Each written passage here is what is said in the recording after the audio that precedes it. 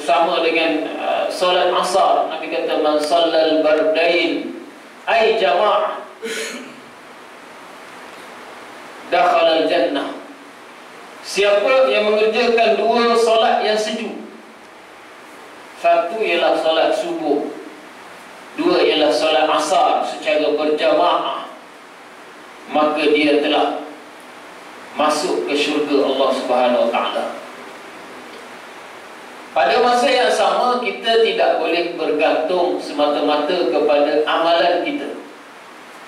Nabi SAW menyebut, la yadkhulanna ahadukumul jannata bi'amali. Seseorang kamu tidak boleh masuk syurga semata-mata bergantung kepada amalannya. Tapi tidaklah dipahami daripada hadis ini kita tidak perlu beramal, bahkan kita dituntut beramal. Tapi kalau semata-mata mengharapkan kepada amalan, amalan itu tidak menjamin untuk kita masuk ke syurga. Sebab bila kita baca ayat Quran yang banyak, Quran sentiasa menyebut walladzina amanu wa amilus salihat. Dan orang-orang yang beriman dan beramal saleh, menunjukkan kepada kita syarat untuk masuk syurga itu ada dua. Satu ialah iman, mesti ada syahadah, mesti ada asyhadu an la ilaha illallah wa asyhadu anna muhammadar rasulullah. Dan itu tidak cukup, mestilah disertai dengan amal saleh. Allah sebut di awal Quran dalam ayat 20 suratul Baqarah, wa basyiril ladzina amanu wa amilus salihat. Berilah berita gembira kepada siapa? Alladzina amanu, yang pertama ialah orang yang beriman, dan yang kedua ialah wa amilus salihat, orang yang beramal soleh. Dan inilah yang terkandung dalam makna Islam. Al-Islam, apa itu Islam? Buniyal Islamu ala khamsin. Dia berkata Islam itu dibina di atas 5 perkara. Syahadat an la ilaha illallah, yang pertama bermula dengan mengucap 2 kalimah syahadah. Dan tuntutan daripada syahadah itu ialah antaranya wa iqamis salah. Salat itu adalah amalan. Wa tasumu Ramadan, wa sawmi Ramadan, puasa pada bulan Ramadan. Wa ita'iz zakat, mengeluarkan zakat. Wa hajjul baiti man istata'a ilaihi sabila, dan mengerjakan haji bagi yang berkemampuan. Termasuk di bawah haji ini ialah ibadat umrah, berdasarkan kepada ayat wa atimmul hajja wal umrata lillah. Tunaikanlah haji dan umrah semata-mata kerana Allah. Sebab itu kali pertama kita ke Mekah, umrah itu adalah al-umratul wajibah, adalah umrah yang wajib. Nak menunjukkan bahawa amalan ini adalah sebahagian daripada Islam. Sebab itu bila kita nak faham hadis itu, kita tak boleh faham satu hadis saja, tapi kita kena kaitkan dengan ayat Quran, dan kita kena kaitkan dengan hadis-hadis Nabi SAW yang lain. Antaranya doa yang dibaca oleh Nabi SAW, yang diriwayatkan oleh Imam At-Tirmidzi, yang juga dimasukkan oleh Imam Nawawi dalam kitabnya Riyadhus Shalihin. Doa yang dibaca oleh Nabi SAW apabila selesainya sesuatu majlis. Antara dalam doa yang panjang itu, apa kita minta? Kita minta Allahumma qsim lana min khasyatika ma tahulu bihi bainana wa baina ma'asik, wa min ta'atika ma tuballighuna bihi jannatak. Kita minta satu, kita minta ya Allah kurniakan kepada kami rasa takut yang akan menghalang di antara kita dan perbuatan maksiat. Yang kedua, Nabi ajar kita minta apa? Wa min ta'atika ma tuballighuna bihi jannatak.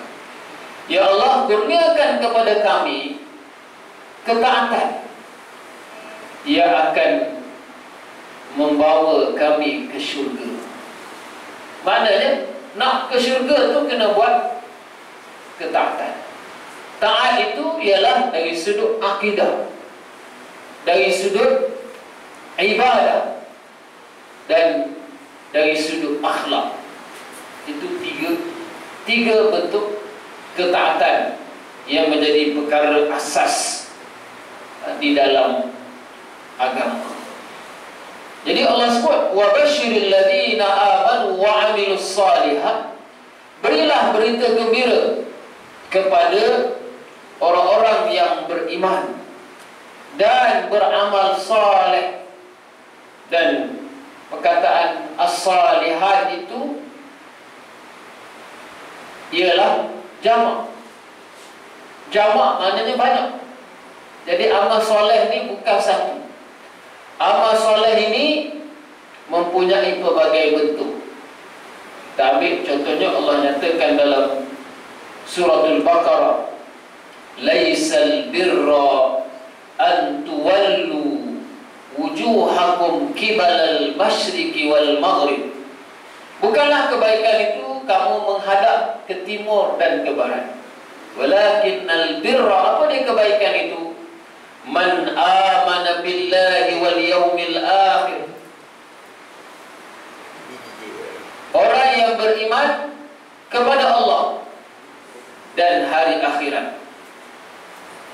Man amana billahi wal yawmil akhir wal malaikati wal kitabi wal nabiyyin. Beriman kepada Allah, beriman kepada hari akhirat, beriman kepada kitab, beriman kepada nabi-nabi. Termasuklah juga dua rukun iman yang lain yang tak disebut. Beriman kepada qada dan qadar, dan juga beriman kepada malaikat. Wa atal mala ala hubbihi. Kemudian dia mengeluarkan sebahagian daripada hartanya kepada orang-orang yang dia kasihi, berupa zawil qurba, yang mempunyai hubungan darah daging dengan kita. Wal yatama wal masakin wa ibnis sabil. Anak yatim, orang miskin, orang yang dalam perjalanan permusafiran. Dan disebut juga ibadat solat dalam ayat panjang dalam suratul Baqarah.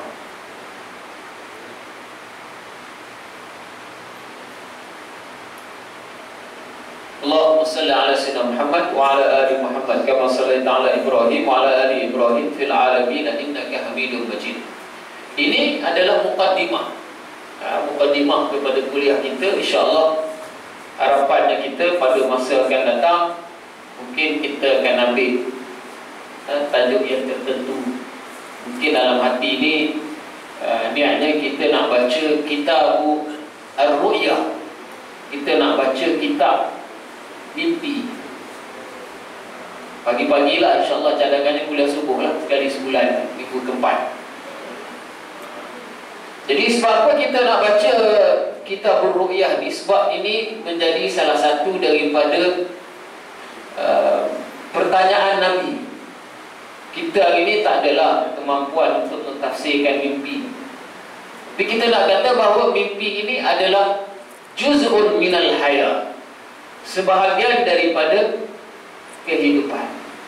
Bila sebahagian daripada kehidupan, Islam itu datang sebagai agama yang sempurna. Al-yawma akmaltu lakum dinakum wa atmamtu alaikum ni'mati wa raditu lakumul Islam madina. pada hari ini aku telah sempurnakan untuk kamu agama kamu. Aku sempurnakan nikmatku ke atas kamu, dan aku redha Islam itu sebagai agama kamu. Jadi kita kena faham sejauh mana kedudukan mimpi itu di dalam Islam. Sebab tak ada orang dalam hidup ni tak pernah bermimpi. Mungkin malam tadi kita pun bermimpi. Cuma kita nak sebut dalam mukadimah ini, mimpi ini antara amalan Nabi. Nabi akan tanya lepas solat subuh. Sebab kuliah kita kuliah subuh sebulan sekali, tak apalah, cerita pasal mimpi lain sikit kan. Tapi sebenarnya di sebalik mimpi itu pun sangat banyak pengiktibaran dan pengajaran. Sebab ru'yatus salihah, apa, wahyu tak turun, tapi ada berita-berita gembira yang Allah berikan kepada hamba-hambanya yang soleh melalui mimpi.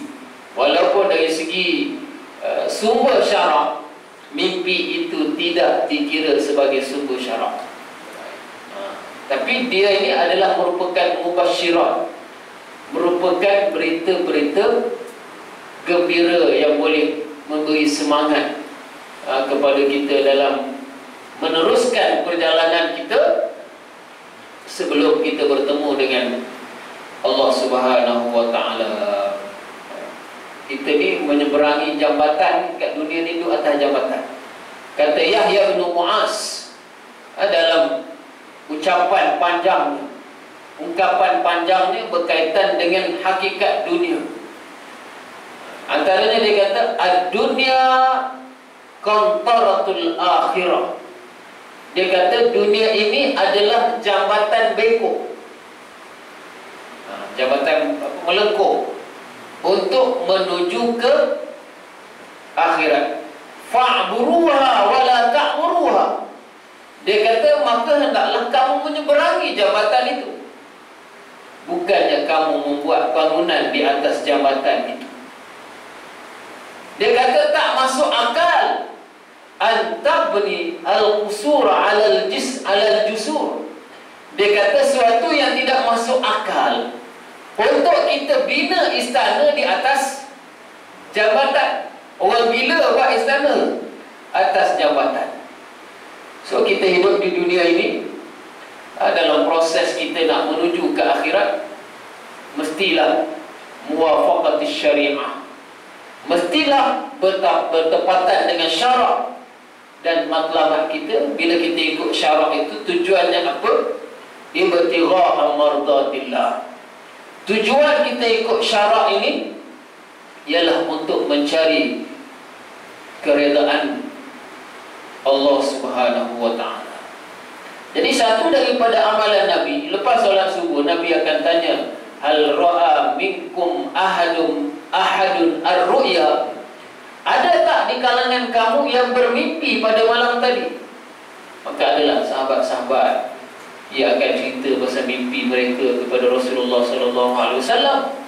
Lalu Rasulullah sallallahu alaihi wasallam mentafsirkan mimpi mereka.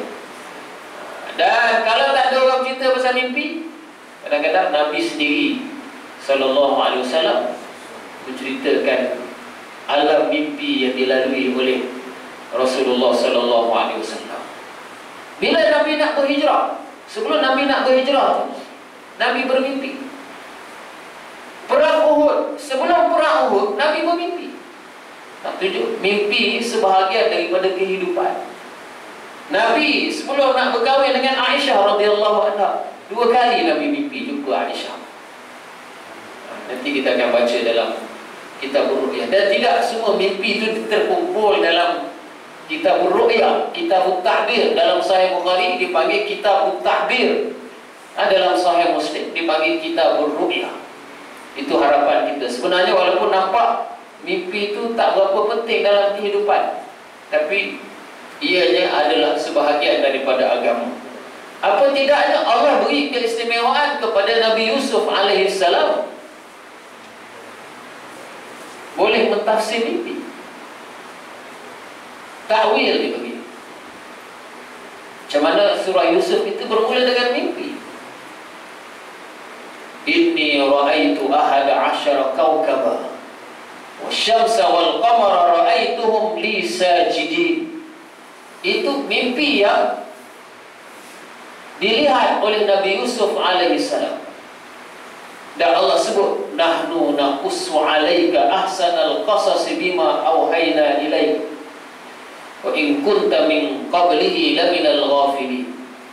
Kami akan ceritakan kepada kamu wahai Muhammad sebaik-baik cerita. Cerita-cerita yang ada dalam Quran ini sebaik-baik cerita. Dan salah satu daripadanya ialah mukadimah kepada cerita Nabi Yusuf itu adalah berkaitan dengan mimpi. Allah mulakan dengan mimpi. Inni ra'aitu ahada asyara kawkaba.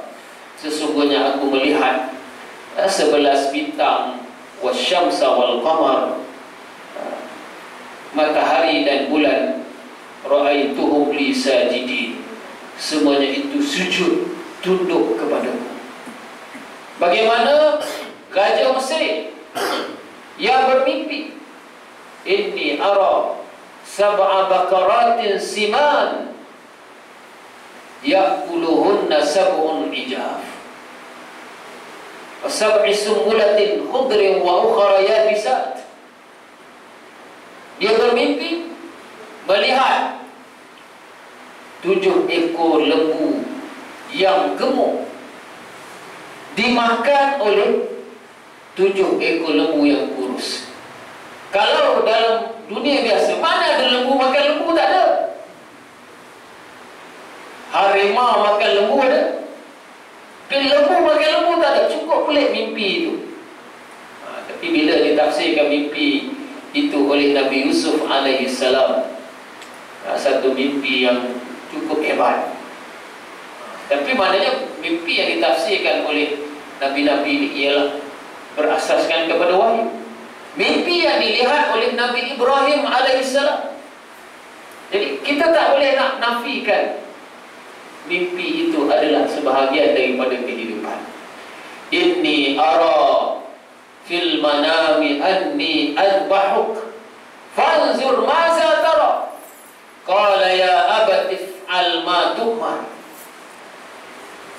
satajiduni insyaallah minas sabirin. Kata Nabi Ibrahim kepada Nabi Ismail alaihissalam. Jadi disebut, diingat sejarahnya bila kita sambut ayah haji, disebut dalam khutbah Idul Adha, inni ara fil manam anni azbahu. Sesungguhnya aku melihat dalam tidur aku menyembelihmu. Sebab mimpi itu adalah wahyu daripada Allah kepada Nabi. Kita kalau mimpi sembelih anak, jangan sembelih. Sembelih maksudnya apa pandanganmu wahai anakku? Kata Ismail alaihissalam, wahai bapa kesayanganku, laksanakanlah perintah Allah. InsyaAllah kamu akan dapati aku ini di kalangan orang-orang yang sabar. Dan Nabi juga ditunjukkan dalam peristiwa pembukaan kota Mekah dalam surah Al-Fath, la tadkhulunna al-masjidal haram. Dalam mimpi itu Nabi lihat Nabi masuk ke Masjidil Haram muhallikina ru'usahum, dalam keadaan mereka mencukur rambut mereka. Jadi mimpi ini bukan perkara yang tidak penting, tapi ia adalah sebahagian daripada kehidupan. Tapi mimpi ini ada banyak jenis lah. Itu nanti kita akan bincang kemudian. Tapi inilah hasrat kita. Sajalah buat lain sikit ya. Sebab kalau kita mengajar dia benda sama, kadang-kadang rasa hak mengajar pun rasa jemput. Hak belajar tak tahulah. Hak duk mengajar dia bagi kuliah ni. Jadi Nabi SAW akan bertanya kepada sahabat, siapa di kalangan kamu yang bermimpi? Kalau tak ada, Nabi SAW sendiri akan menceritakan mimpi-mimpi yang dilihat oleh baginda SAW. Dan kita sendiri pun tak tahulah berapa siri kuliah hanya membicarakan tentang soal mimpi. Kadang-kadang kita ni kena tambah nilai dari sudut mencintai Nabi SAW. Kita tengok pula dari sampai mimpi Nabi pun kita kena tahu. Maknanya bila kita lihat pada Nabi ni dari sudut satu ialah dari sudut mimpi yang dilihat oleh Nabi.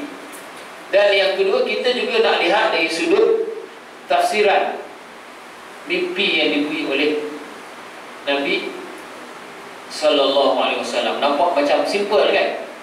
Tapi rasanya tak cukup. Satu kuliah, mungkin kita tengok berapa kali kuliah duk cerita pasal bab mimpi saja. Bila dah habis bab mimpi nanti, kita pilih pula bab lain.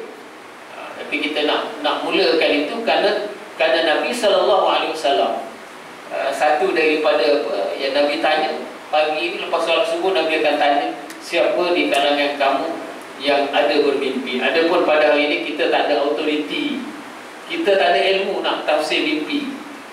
Dan kadang-kadang kita pun tak dapat beza antara mimpi itu adakah mimpi yang memberi sesuatu petunjuk pada kita, ataupun mimpi itu memang benda yang ada dalam fikiran kita. Tuan-tuan hari ini bila tak ada air, tuan-tuan mimpi air. Sebab mimpi ini ialah perkara yang sentiasa berlega dalam pemikiran kita. Allahumma salli ala Muhammad wa ala ali Muhammad kama sallaita ala Ibrahim wa ala ali Ibrahim fil alamin innaka Hamidum Majid. Jadi kebetulan kita cerita pasal mimpi ini, bila sebut pula tak ada air, saya teringat pada satu daripada cerita mimpi nak jumpa dengan Nabi SAW yang disampaikan oleh salah seorang daripada pendakwah yang terkenal di Mesir. Saya pun tak ingat siapa nama penceramah itu, kalau tak silapnya Syekh Muhammad Ayub ke begitu. Jadi dia cerita, anak murid dia tanya pada tok guru dia, wahai tuan guru, macam mana saya bermimpi nak jumpa dengan Nabi sallallahu alaihi wasallam. Mungkin isu ni kita akan bincang kemudian, tapi hari ni kebetulan sebut tak ada air, jadi kita ulas sikit lah. Pasal tak ada air, pasal tak dapat air, bukan sebab tak ada air, air ada. Jadi tok guru ni pun ajak, kalau kamu nak mimpi jumpa dengan Rasulullah, kamu ikut saya tidur di rumah saya malam ni. Maknanya kalau kita nak mimpi ni, dia ada cara dia. Jadi tok guru dia ni bagi dia makan malam ni, tapi tak bagi dia minum. Bagi makan saja, malam ni awak makan saja, minum tak boleh. Jadi bila dia tidur malam tu, dia mimpi air je, pasal air je mimpi dia. Sebab itu yang difikirkan. Maknanya kalau kita nak mimpi jumpa Nabi, kita kena fikir pasal Nabi, jangan fikir hal lain. Kalau kita fikir pasal dunia, itulah yang akan datang dalam mimpi kita. Allahumma salli ala Muhammad wa ala ali Muhammad kama sallaita ala Ibrahim wa ala ali Ibrahim fil alamin innaka Hamidum Majid. Oleh kerana tajuk pada hari ini bebas, jadi kita sembang-sembang lah. Satu tadi mukadimah berkaitan dengan kelebihan menuntut ilmu. Itu kalau nak bagi satu kuliah pun boleh, tapi hari ini kita buat introduction, permulaan. Yang kedua, kita sentuh pagi ini berkaitan dengan mimpi. Dan yang ketiga, kita nak sentuh pagi ini simple, tapi kita cuba nak hayati dalam kehidupan kita. Bila kita bangun tidur, jangan jarang sekali kita mengucapkan Alhamdulillah. Ada Alhamdulillah lepas main subuh, Alhamdulillah 3 kali itu kita baca. Tapi bila bangun tidur tu, kadang-kadang kita tak teringat pun nak lidah kita ni nak mengucapkan Alhamdulillahilladzi ahyana ba'dama amatana wa ilaihin nusyur. Itu Ustaz Nafiri bila dia mengajar kuliah subuh, dia mulakan dengan itu, Alhamdulillahilladzi ahyana ba'dama amatana wa ilaihin nusyur. Segala puji bagi Allah yang menghidupkan kita selepas mematikan kita seketika. Wa huwa alladhi yatawaffakum wallati lam tamut fi manamiha. Jadi Allah Ta'ala matikan kita seketika. Sebab itu bila kita tidur, roh kita tu boleh keluar ke alam yang lain tu, jadi kita mimpi ya. Sampai ke alam luar. Nak tak mati, tapi mati itu mati seketika. Di saat kita tidur pada malam tadi, kita tak tahu apa yang berlaku di sekitar kita. Sebab tu ada orang boleh mati masa tidur bila berlaku kebakaran contohnya. Aku kebakaran tak sedar terus, dan kita sendiri pun tak boleh bayar macam mana orang yang mati ketika tidur kena kebakaran. Kita tak pasti. Alhamdulillahi ahyana, segala puji bagi Allah yang menghidupkan kita. Jadi yang menghidupkan kita dan mematikan kita ialah Allah. Sebab itu Allah tanya kepada orang yang tak nak beriman di awal surah Al-Baqarah, kaifa takfuruna billah, bagaimana kamu boleh ingkar kepada Allah? Bagaimana kamu tak mau taat pada Allah? Bila sebut takfur ni dua kufur, kufur syirik, kufur akidah, dan kufur nikmat. Jadi kita baca ayat, kita masuklah orang yang kufur nikmat. Macam mana payah sangat nak solat berjemaah, macam mana solat hujung-hujung waktu. Kaifa takfuruna billah, patutkah kita ingkar kepada Allah?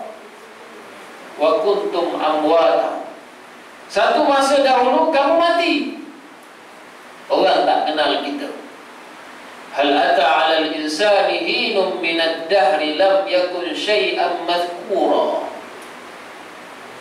tidakkah datang suatu masa dahulu kita tak dikenali?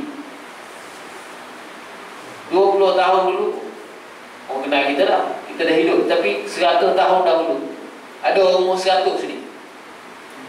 Tak ada. Tapi ada orang dekat kita di kawasan kita ni yang umur mereka 100 ada. Tapi secara umumnya 100 tahun yang lalu orang tak kenal kita. Ini kehidupan kita kan, orang tak kenal kita. Seorang tokoh yang hebat pun dulu orang tak kenal, dan 100 tahun akan datang pun orang tak ingat kita.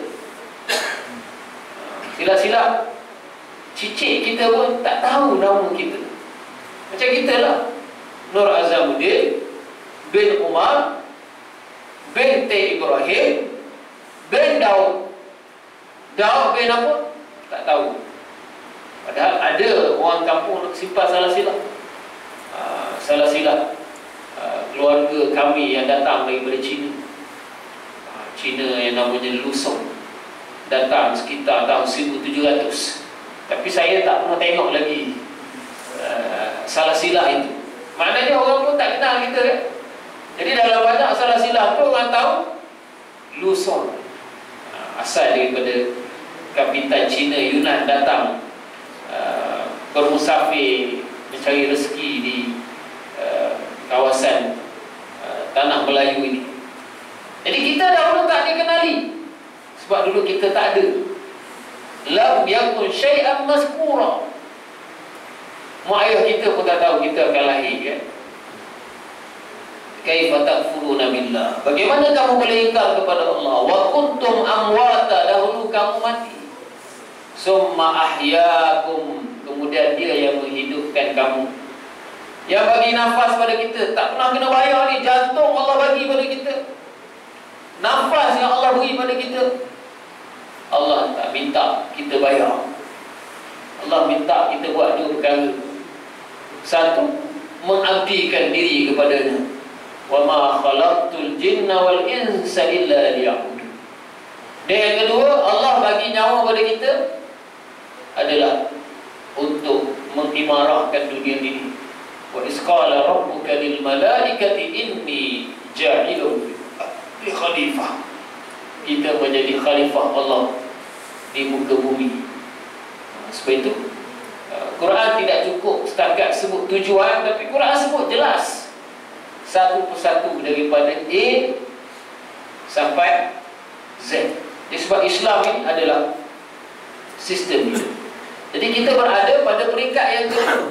Fa ahyakum summa yumitukum, kemudian kamu akan mati. mati sebagaimana sebelum ini kita tak ada, kita akan berpindah ke alam barzakh. Bila kita pergi kubur, ada orang kita kenal, tak banyak yang kita kenal.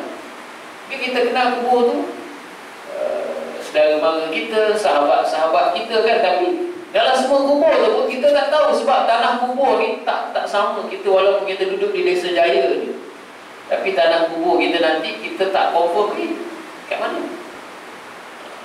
Kaifa takfuruna billah. Maka patutkah kamu ingkar kepada Allah? Kuntum amwatan, kamu dulu mati, fa ahyakum, kemudian dia menghidupkan. Summa yumitukum summa ilaihi turja'un. Kemudian kamu akan kembali kepada Allah untuk kita dibangkitkan semula di hari akhirat nanti, untuk menghadapi kehidupan yang hakiki, untuk kita melalui kehidupan yang sebenar. Sama ada kita nak memilih jalan menuju ke syurga, atau kita nak memilih jalan menuju ke neraka. Wal'iyazubillah. Moga Allah melindungi kita semua. Jadi Allah Subhanahu Wa Taala beri pada kita malam tadi, kita mengecapi nikmat tidur. Bermula dengan mengantuk. Kalau tak ada mengantuk, tak ada tidur. Itu sifat makhluk. Adapun sifat Allah, la ta'khuzuhu sinatun wala naum. Allah ini sifatnya tidak mengantuk dan tidak tidur. Al-Hayyul Qayyum, sentiasa hidup dan mentadbir. Adapun makhluk memang akan tidur. Satu ketika Nabi SAW pulang dari satu peperangan. Masa tu ada isu, Nabi suruh sahabat-sahabat terus jalan, supaya sahabat-sahabat tidak membicarakan tentang isu itu, isu besar. Jadi sampai dah dekat nak subuh dah, barulah Nabi suruh berhenti, suruh semua sahabat tidur kecuali Bilal. Bilal, awak jangan tidur. Kalau awak tidur, semua garanti tak boleh bangun. Nak tunjuk manusia ni, bila tak tidur, bila tidur lewat, susah nak bangun awal.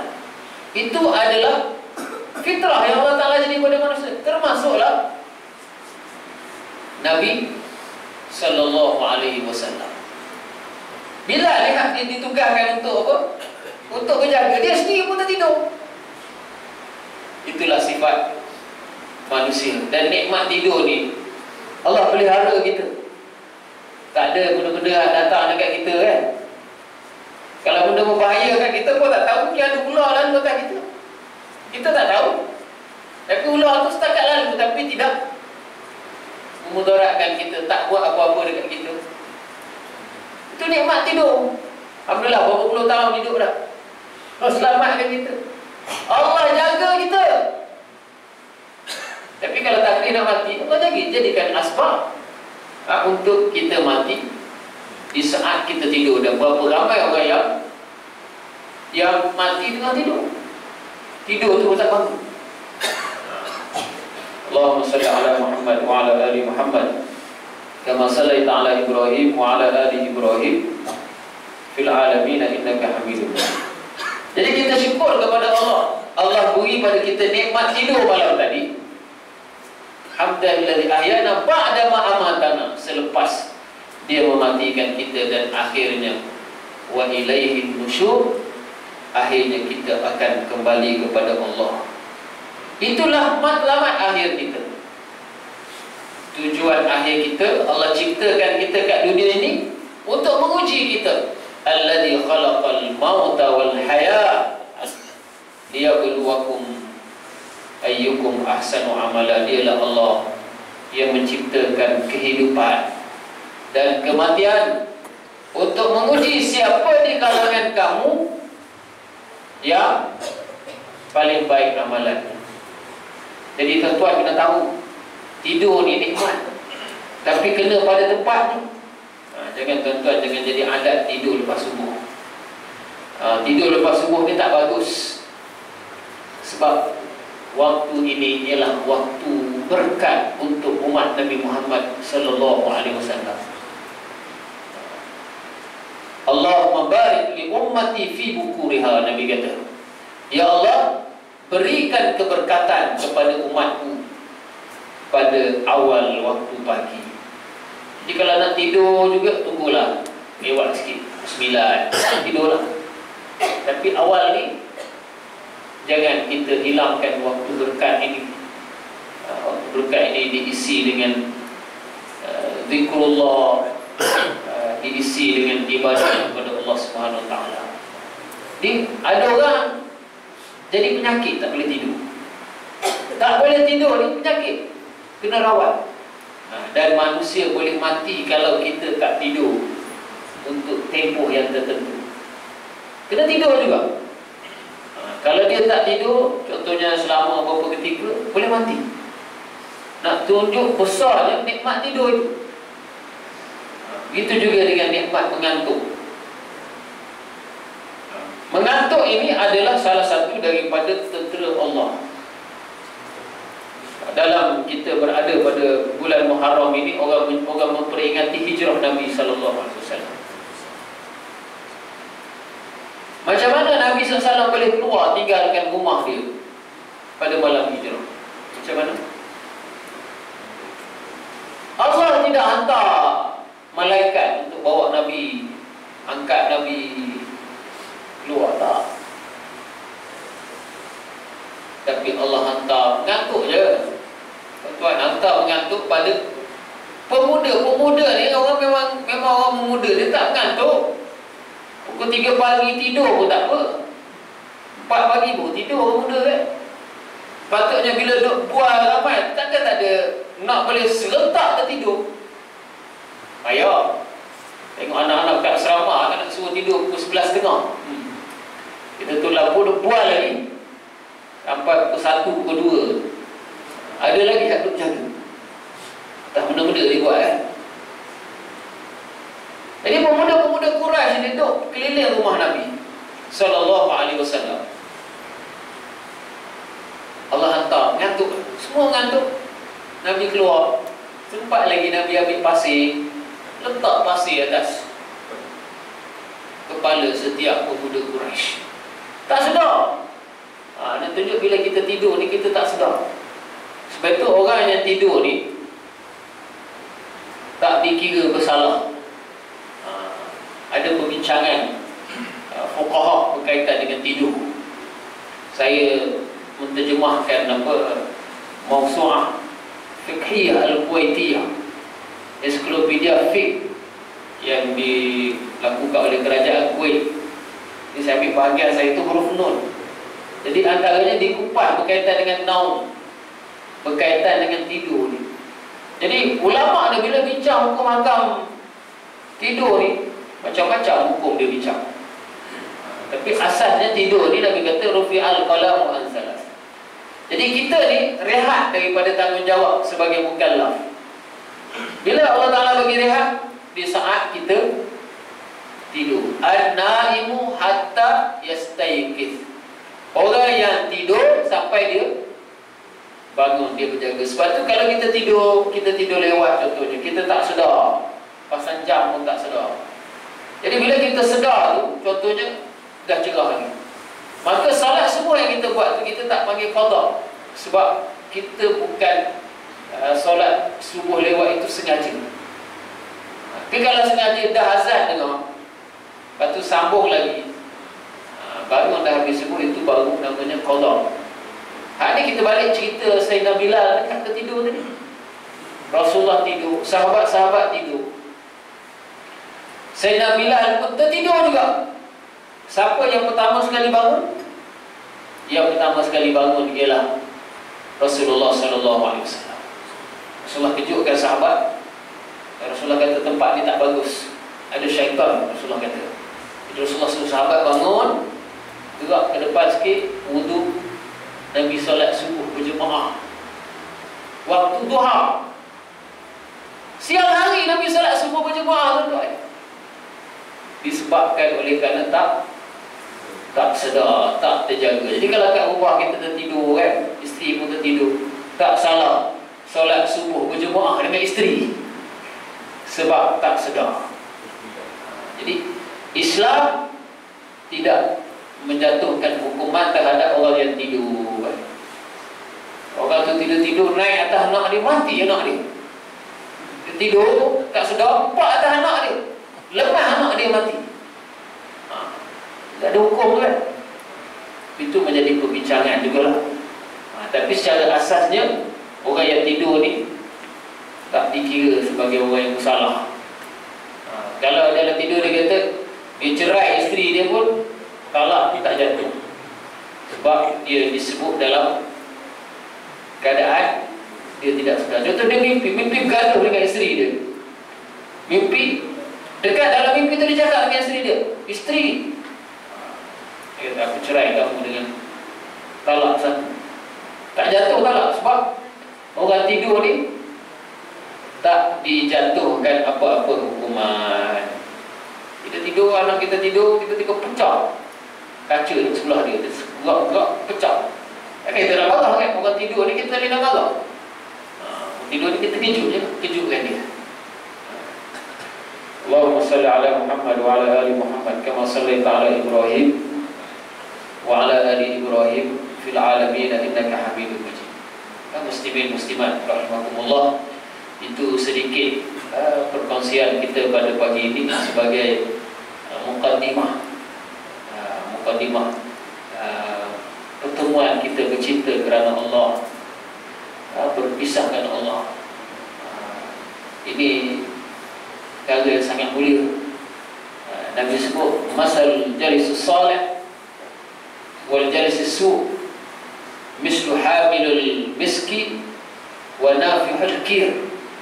Dia berkata perbandingan orang yang duduk dengan orang yang baik dan duduk dengan orang yang tak baik ini adalah seperti orang yang duduk dekat dengan penjual minyak wangi dan dekat dengan penjual besi. Kalau kita berkawan dengan penjual minyak wangi ni, kurang-kurang kita dapat bau wangi. Ataupun imma yuhadhika, Nabi kata, kawan tu akan bagi minyak wangi. Jadi bila kita hadir dalam majlis ilmu ni, insya-Allah para ulama dia akan bagi minyak wangi kepada kita. Minyak wangi yang kita dengar tu, yang kita nak gunakan di sepanjang kehidupan kita.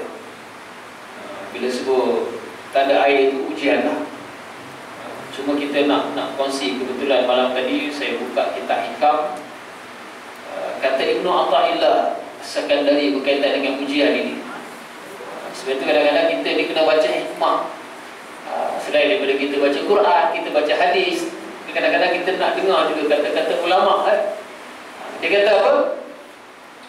Liyukhaffif 'alam al-bala'i 'alaika ilmuka bi annahu subhanahu huwal mubni lak. Ringankan kesakitan sesuatu bencana Allah. Tak ada air kan? Nak pula kalau pengantin baru tak ada air ni, kena sabar lah, tahan lah. Pergi cari hotel lah pengantin baru kan. Jadi ringankan kesakitan sesuatu bencana atau musibah, ilmuka bi annahu subhanahu wal mubli lak. Dengan kalian mengetahui yang menguji kalian ialah Allah Subhanahu Wa Taala. Dia nak marah juga dekat jabatan air kan, tapi Allah kadang-kadang menghalang kita dengan asbab-asbab yang kadang-kadang kita sendiri pun tidak tahu. Sebab tu bila kita berkawan dengan orang soleh ni, kita seronok dengar dia punya kata-kata hikmah. Selain daripada kita baca Quran, kita baca hadis, itu pun tak habis nak baca, tak habis nak baca hadis. Saya ambil contoh tuan-tuan, Musnad Imam Ahmad. Kata nak berhenti lah, tak jadi berhenti pula. Kita nak ambil contoh Musnad Imam Ahmad. Tuan-tuan tahu berapa hadis Musnad Imam Ahmad? Walaupun ada hadis dhaif dalam Musnad Imam Ahmad ni, tapi secara keseluruhannya hadis itu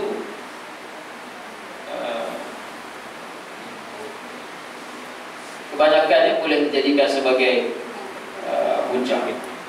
Jadi ada berapa bilangan hadis dalam Musnad Imam Ahmad? Kalau Sahih Bukhari, Sahih Muslim itu kita tahu bilangannya, kalau ulang-ulang ada 8,000 lebih kan.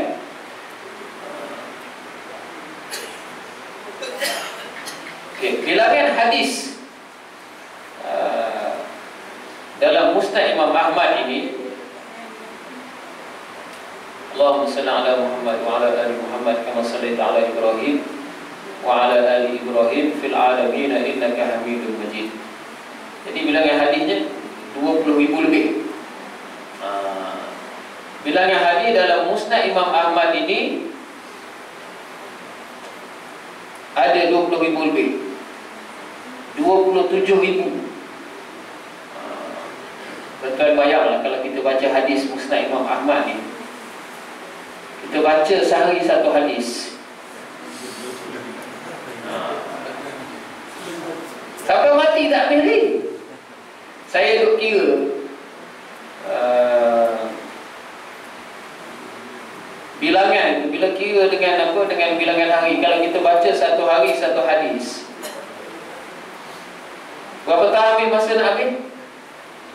75 tahun 9 bulan. Dan mati dulu. Jadi saya sekalian, kita juga kena dengar ungkapan-ungkapan orang alim, orang soleh ni sebagai hiburan pada hati kita dalam kita menghadapi ujian dalam hidup ini. Sebab Allah ciptakan kita untuk uji, kan? Allazi khalaqal mauta wal hayata liyabluwakum ayyukum ahsanu amala. Dia menciptakan kehidupan dan kematian untuk menguji siapa di kalangan kamu ini yang paling baik amalannya. Jadi nak paling baik amalan ini, kena ada ilmu, kena belajar. InsyaAllah kita akan jadi orang yang paling baik dalam amalan kita. Duduk dalam majlis ilmu ni, duduk bersama dengan mujalasatus salihin, duduk bersama dengan orang soleh, ataupun orang kita dapat baru.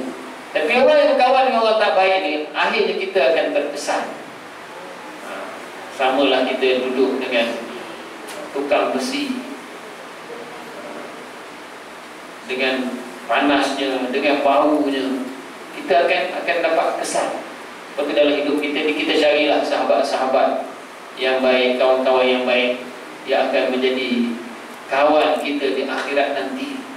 Sebab di akhirat nanti Nabi kata apa? Yuhsyarul mar'u ma'a man ahab. Seseorang itu dibangkitkan di akhirat nanti bersama dengan orang yang dia sayangi, orang yang dia kasih. InsyaAllah tuan-tuan, kita bersahabat ni, kita bukan nak bersahabat di dunia saja, tapi kita nak bersahabat sampailah ke akhirat. Kita nak bersama dengan sahabat-sahabat Nabi, kita nak bersama dengan Rasulullah SAW. Jadi macam mana kalau kita nak bersama dengan Rasulullah, hadis pun kita tak nak baca, belajar tak nak. Macam mana kita nak bersama dengan sahabat Nabi, sedangkan kita tidak mengenali perjalanan hidup yang dilalui oleh sahabat Nabi SAW.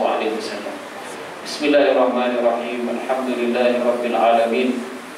Wassalatu wassalamu ala asyrafil anbiya'i wal mursalin wa ala alihi wa sahbihi ajma'in.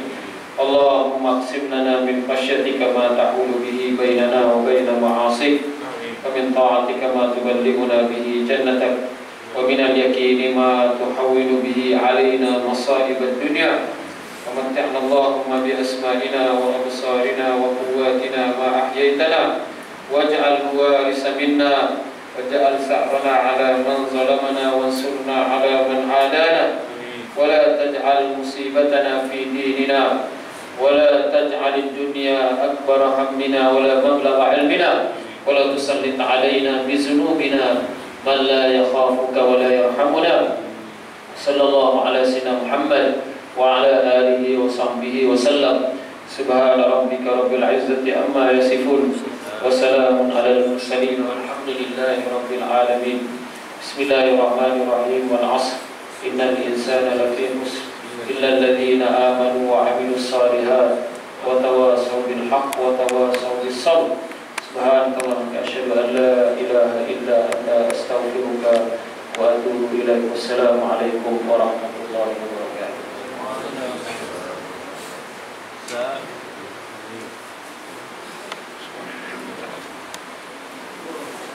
Alhamdulillah.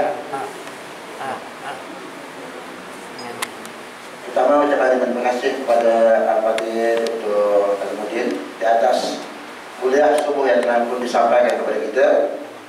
Dan insyaAllah seperti mana yang Ustaz sebut bahawa kita ada berbicara untuk mengadakan paripuran sebulan sekali. Dan beliau ada bersetuju dan dia pilih sungguh lah ya. Sebab nak masuk maghrib tak lepas. Jadi saya setakat ni lah. Mungkin suatu hari nanti ada ruang kita masuk, kan? Tetapi setakat ni dia penuh dia punya jadual waktu dia. Jadi yang boleh kita masuk waktu subuh. Itu pun dia dah sebut pergi buka empat setiap bulan. InsyaAllah kalau banyak umur ada masa, insyaAllah kita akan teruskan kuliah kita ini, kuliah subuh kita sebulan sekali untuk mengisi ruang-ruang yang ada dalam kehidupan kita. Yang saya rasa cukup banyak ruangnya. Cuma kita nak isikan supaya kehidupan kita ini penuh dengan penuh dengan hikmah dan penuh dengan ilmu, insyaAllah. Mudah-mudahan kita menjadi orang yang sentiasa cinta kepada ilmu, insyaAllah.